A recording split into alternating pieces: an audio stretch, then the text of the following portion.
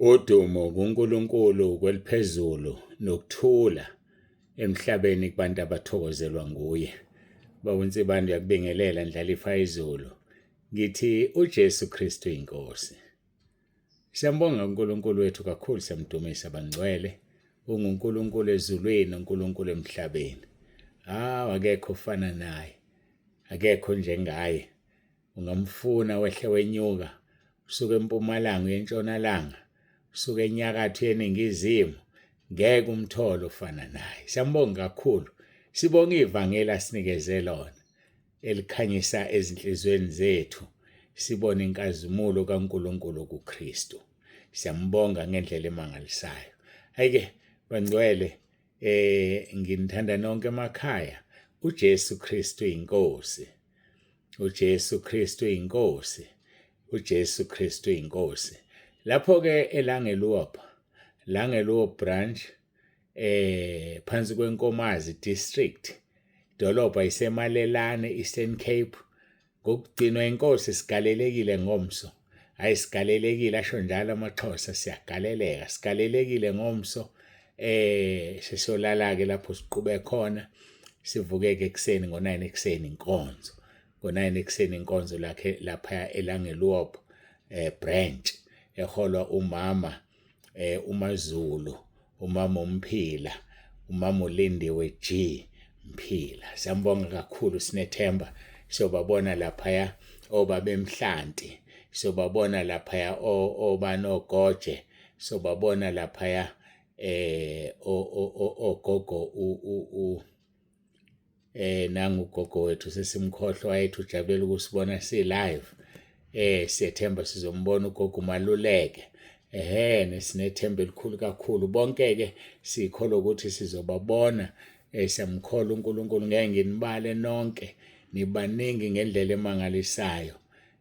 Nibaningi omagemla. Ayike sinethemba sizonibona nonke abantwana bakaNkulunkulu. Samkholwa uNkulunkulu nisahleze enkosini uJesu. Kunendodakazi yami lapha angizoyisho ngoba khona okuhle asenzela khona ngelinye ilanga. Sithemba nayo sizofike siyithole futhi. Niphile ke nonke, siyanithanda nonke noma nganibizanga ngamagama. Lapha eNhlazatshe siyanithanda, siyakholwa kodwa phela sazi ngoba nikwi-province eyodwa aniqhelelene kakhulu. Sinethemba sizonibona. Siyambonga uNkulunkulu wethu kakhulu. Nathi sesilalo benyoni sicabanga lokho. Siyambonga uNkulunkulu, sinethemba ukuthi ngokugcinwa inkosi sizobonana. Imithwalo isisobhokweni. Imithwalo isobhokweni. Angazi noma nasazi leso sisho. Kusho ukuthini ukuthi imithwalo isobhokweni? Kwakwenze njani kuthiwa imithwalo isobhokweni? Ayike angizungena lapho ngoba isiZulu asikho ekhaya lesizulu. Sisekhaya lezwi. Ngakho kufanele sikhulume izwi, singakhulumi izinto ezingelona izwi. Hayi nginibingelela lonke la kufika khona WhatsApp wethu. Nginibingelela nonke lapho kufika khona. Kusho nje umhlaba wonke jikelele ngoba uYouTube ugijima umhlaba wonke. La kuzwakala khona sikhuluma ngesiZulu. Ngiyabezwa kuYouTube bafuna translate. Ngizwa kahle kakhulu ukuthi nifuna translate. Khulekani nithandaze uNkulunkulu asiphe umhumushi. Thandaza la kuyathandazwa ekhaya lezwi. Awuveli ufuna into uyidimande nje. Uyathandaza uyicele kumnikazi wayo, yena akunikeze. uJesu Kristu inkosi. Ngiyacela ke nokho siguqe sithandaze, sidudule, singene enkonzweni yethu intshumayelo yasentabeni. Sikhuluma ngomthetho kulezi insuku. Sikhuluma ngento ejulile, umthetho. Abantu ba-enjoy ukwenza umthetho wakwa-Israyeli. Abakwa-Israyeli sebawuyeka, sebesindiswa ngokukholwa. Khona abantu abasabambelela emthethweni. Madoda. Yake angikhonarisha enye indoda eminyakeni edlule isanoqala ekhaya lezwi. Yaze yaphuma impela athi cha thina asihambisi kahle. Kusho ukuthi asiye ezulwini ngoba thina asiwenza umthetho. Hayi asazi kodwa ngiyazi mina isiphetho somthetho kuJesu. Funda baseRoma 10:4. Owafika ozogcwalisa inkosi uJesu. Funda uMathewu chapter 5:17. So manje angazi abantu bathini, abasivulele phela amavesi, hayi bazozivulela lawo umthetho, wona vele lawa akhuluma ngomthetho, la uJesu awagcwalisile. Hayi angiguqe, ngingageqa amagula ngingakaguqi ngoba ngemuki.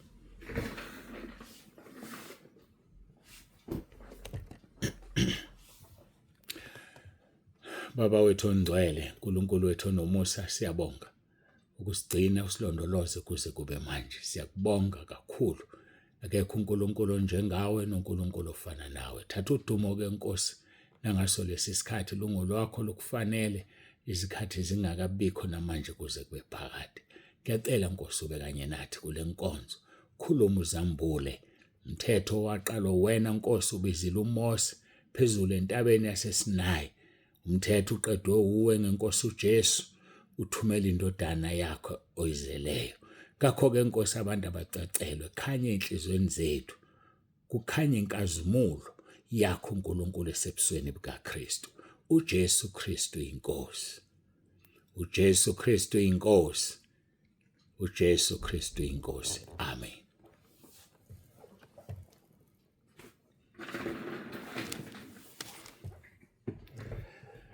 Siyambonga uNkulunkulu wethu kakhulu bangcwele, siyamdumisa, akekho njengaye. Sifunda kuverse 17 Matthew chapter 5. Phinde ngikukhumbuze, uma wenza uMatthew chapter 5 uzongena ugijima ezulwini, ngoba intshumayelo yendlela neqiniso nokuphila, leyo ndlela uJesu. Ayilalele le ntshumayelo, izokusiza uyiphonse emgodleni wakho, umphako wakho wendlela. Uyifunde uma uthola ithuba, umqede uchapter 5. Ungene kuchapter 6 umqede, uchapter 7 umqede, bese uyawenza lamavesi. Buza mina ngizokutshela, uzongena ezulwini ugijima. Verse number 17. Ningathi ngize ukuchitha umthetho nabaprofeti, angizange ukuchitha, ngize ukugcwalisa. Angizange ukuchitha, ngize ukugcwalisa amazwi eNkosi yethu uJesu Kristu ophilayo. Uthini uPaul kwabaseGalatia chapter 2 ngomthetho? Ngoba bafethu ufuna sife kumthetho, we have to die in the law. Verse 19. Ngokuba ngomthetho mina, uzisho yena, ngafa kuwo umthetho, ukuze ngiphilele uNkulunkulu. Ukuze ngiphilele uNkulunkulu, ngibethelwe kanye noKristu. Ukufa emthethweni. Uthi yena umpostoli Paul, ngomthetho wafa kuwo umthetho. Sengingachaza ikhashana eningana kule minyaka edlulile leli verse, hlala lingene, ngichaze njengoba namanje ngizolichaza. Lijule ngendlela emangalisayo. Ngokuba ngomthetho mina ngafa kuwo umthetho, ukuze ngiphilele uNkulunkulu. Kusho ukuthi awukwazi ukuphilela uNkulunkulu ungafile emthethweni. Ngeke umphilele uNkulunkulu. Kufanele ufe emthethweni ukuze ukwazi ukuphilela uNkulunkulu, ngoba isiphetho somthetho nguKristu. Sengishilo lokho abaseRoma 10 verse 4. Simele ukubethelwa kanye noKristu, ngoba naye wabethelwa esiphambanweni, wafa kuwo umthetho. Ake silibukisiseke lelizwi silihlaziye. Ukuze ulizwe understand. Asihlehlise South Africa. Let us rewind our clocks backwards. Rewind your clock. Uhlehle uye onye esikhathini sobandlululo, abanye abasazi, thina siyasazi isikhathi sobandlululo. Wawuthi uma wonile, ubulele, ubulawe, unqunywe ngentambo, nodlwengulile anqunywe, kwakudiphenda izinga lakho lenzile, uyaphinda noma wenze njani. Angingene-ke lapha, ngifuna ukungena nje kuleyo mthetho, angiyazi. I'm not a lawyer. But umuntu wayebulawa umebulele, kwakuthiwa isigwebo sentambo. Ngifuna understand leli verse 19. Ngokuba ngomthetho mina ngafa kuwo umthetho ukuze ngiphilele uNkulunkulu. Nanga amadoda amabili abulele, for example, umzekeliso, amadoda amabili abulele. Omabili agwetshwa ukubulawa ngoba njani abulele. Kodwa insuku zawo azifani zokuyobulawa umthetho. Lwafika usuku lwendoda yokuqala. Mase lifikile usuku yahamba yafika kulento kuthiwa igilotini. Ngizwa kushiwo kangiyazi angaze ngibone la ufika ungena khona unqanyula ikhanda. Ikhanda ligijime lodwa bese uyafa. Uma ifika le ndoda ifika ithola igilotini ifile. Kwakusho njalo kuthiwa uma ungakwazanga wathola izinto ezingalungile uzanywa kabili uyakhishwa uyayekwa. Yafika yathola table ifile igilotini. Ndoda asikwazi ukubulala ifile igilotini sophuma. It's your lucky day. Yaphuma indoda yahamba. Kwakusasa ibonakala emgwaqeni. Ayifanga phela ngithi death certificate ayikho. Ngoba ayifanga ngomthetho. Umthetho uyigwebile ukufa kodwa ayifanga ngomthetho. Umthetho uyigwebile ukuthi uzoyibulala but mayifika yafika umthetho ufile ayangafa ngoba umthetho awukwazanga uyibulala. Yafika indoda yesibili ngesilunye usuku lwayo.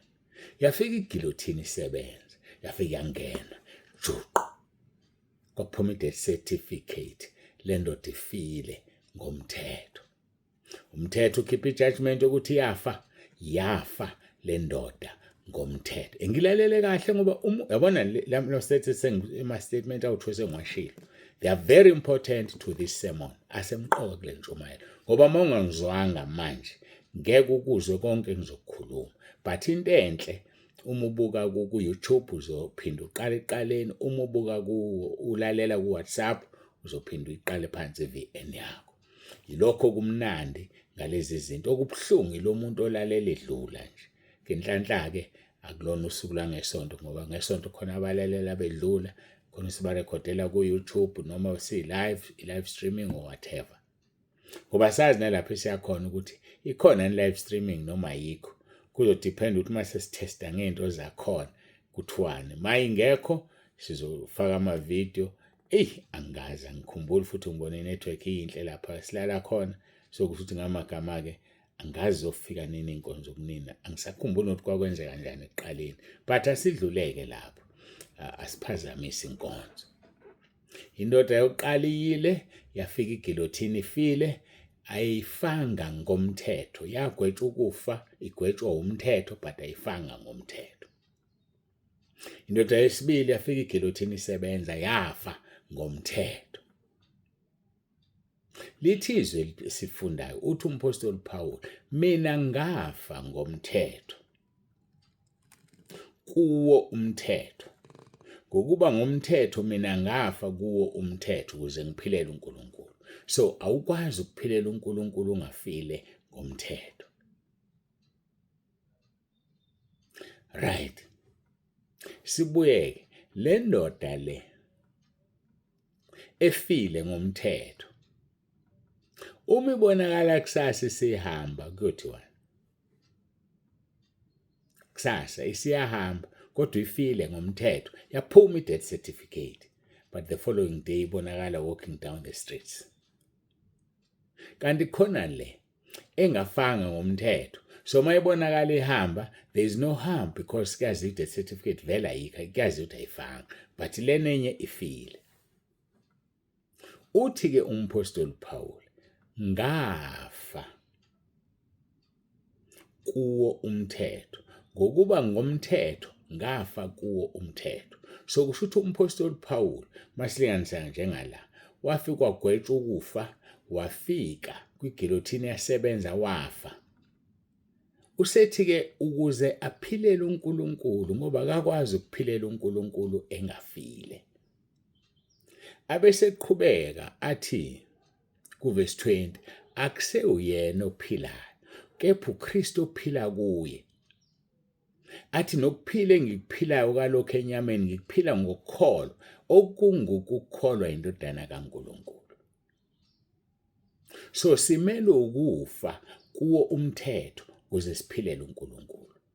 Uma ufile kuwo umthetho awukwazi ukubonakala usuphila usuwalka emthethweni ngoba ufile kuwo umthetho. Uma ufile kuso isono awukwazi ukubonakala usuwalka uhamba udla isono.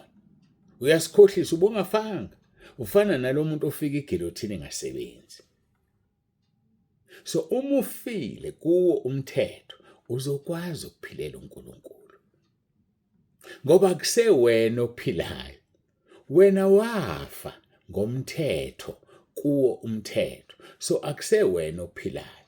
uKristu ophila kuwe, owazinikela ukuphila kwakhe ngenxa yakhe esiphambanweni.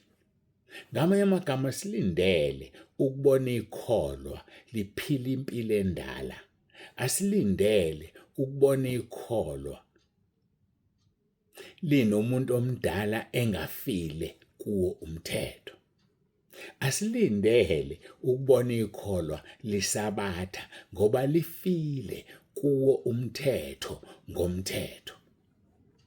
Asilindele ukubona ikholwa lifisa umka walo noma likhanda umuntu ngamatshe ngoba ephingile. Asilindele ngoba lifile kuwo umthetho.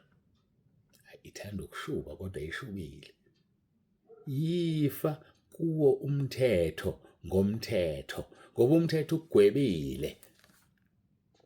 So ke uma sifa kuwo umthetho sobe sifile kuwo umthetho. Khona izwi engilibhekayo uJakobe chapter 1 sofunda ku verse 10. Jakobe chapter 2, James chapter 2 verse 10, ngokuba ogcina wonke umthetho kepha khubeke kowodwa unecala kuyo yonke. Uma nje umuntu ogcina umthetho, ngama amagama, uma usabatha uyiyekelani leminye imithetho? Lena eminye uyiyekelani. Waphela kufanele usabathe bese uyayenza neminye imithetho. Ithini eminye imithetho? Ithi ungaphingi. Ithi ungebi. Ungabulali.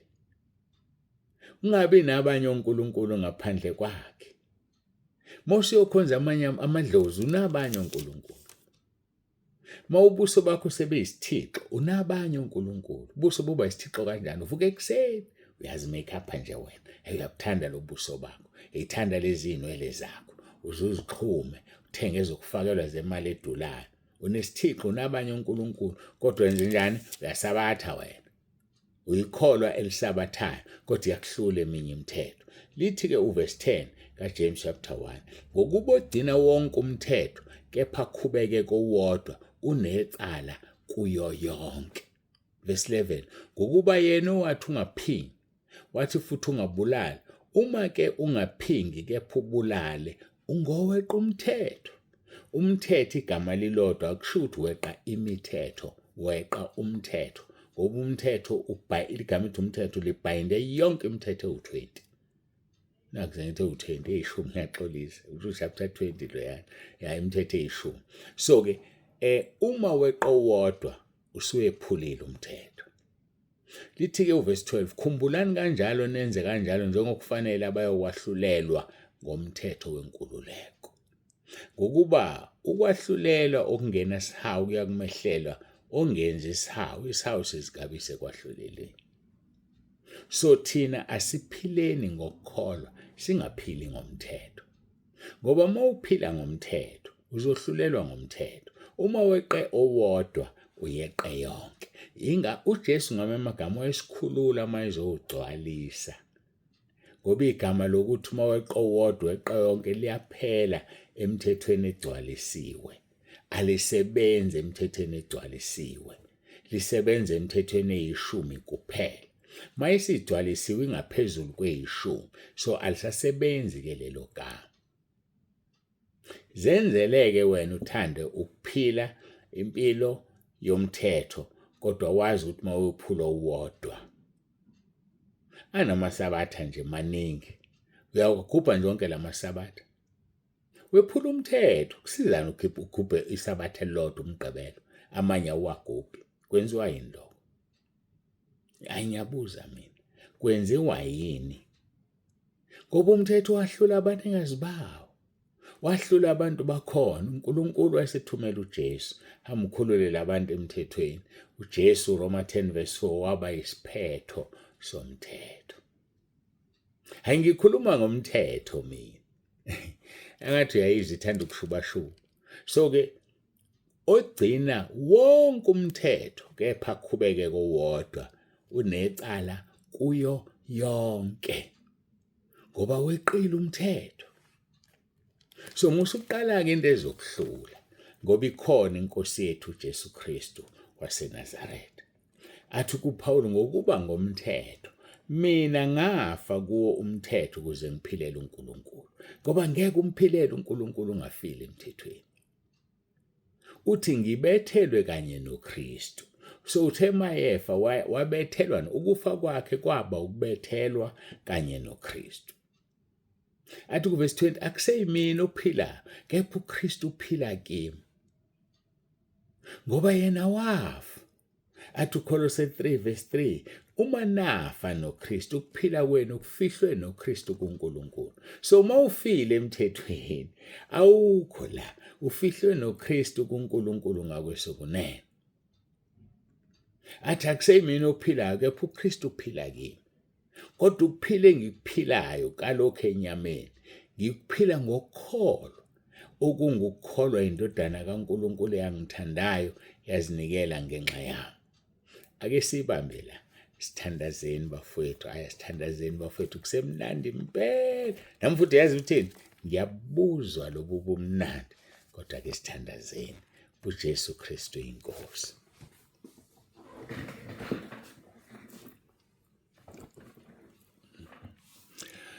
Babongcwele, babolungileyo, uNkulunkulu wethu nomusa, siyathoba phambi kobuso bakho.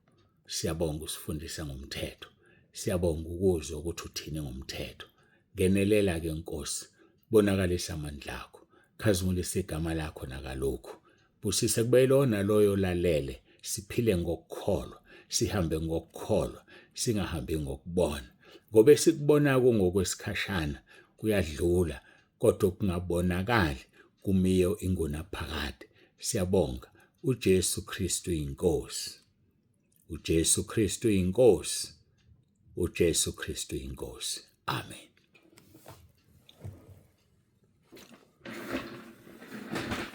Siyambonga uNkulunkulu wethu kakhulu bangcwele, siyamdumisa, ngekho njengaye. Heke sibonga kakhulu, siyabonga. Niqhubeni sithwale ngemkhuleko. Ngokudina inkosi kusasa ekuseni siyavuka. Yikho lokho-ke, yilo lolu daba. uJesu Kristu inkosi. Babonze bantu, uyavalelisa. I'm signing off.